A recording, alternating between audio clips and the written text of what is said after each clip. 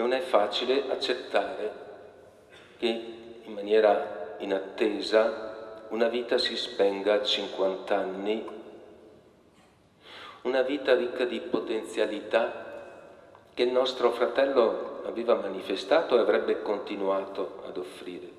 Ha interpretato così il parroco di Mansuè i sentimenti della comunità che si è stretta attorno a mamma Elsa, sorella Scilla, i nipoti Mattia e Davide per la scomparsa di Alessandro Sarri, il funzionario del comune di Vittorio Veneto, colpito una quindicina di giorni fa da un malore che non gli ha dato scampo, mentre stava partecipando ad un giro in bicicletta con gli amici lungo le strade del vicino Friuli.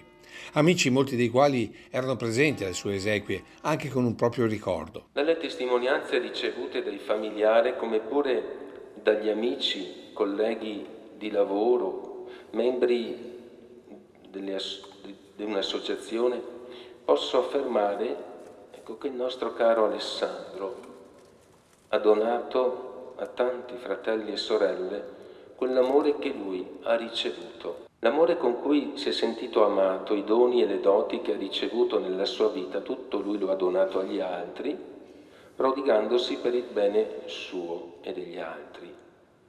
Si è impegnato nel suo lavoro, ha svolto presso vari comuni e si è messo a disposizione anche come volontario, visto messaggi del prologo di Mansuè, qui vedo i labari dei donatori di sangue. E proprio per ricordare il suo impegno nei comuni dove ha prestato servizio, tanti sindaci hanno voluto presenziare alla cerimonia. In particolare Vittorio Veneto, dove oltre al sindaco Baliana e l'assessore al bilancio c'erano anche l'ex primo cittadino Antonio Miatto, che aveva assunto Sarri nel 2023 dopo un regolare concorso, e Tony Da Re, con il quale da tempo c'era un rapporto di conoscenza e stima, come con tutti coloro con i quali Alessandro condivideva lavoro e progetti.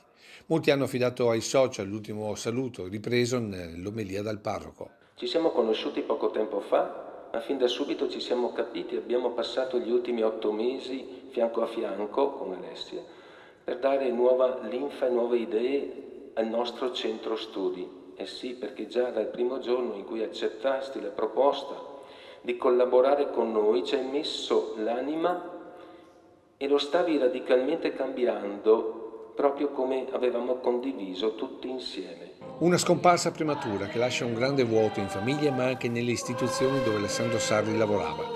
A loro il celebrante ha voluto lasciare al termine la riflessione di Sant'Agostino. Non piangere se veramente mi ami.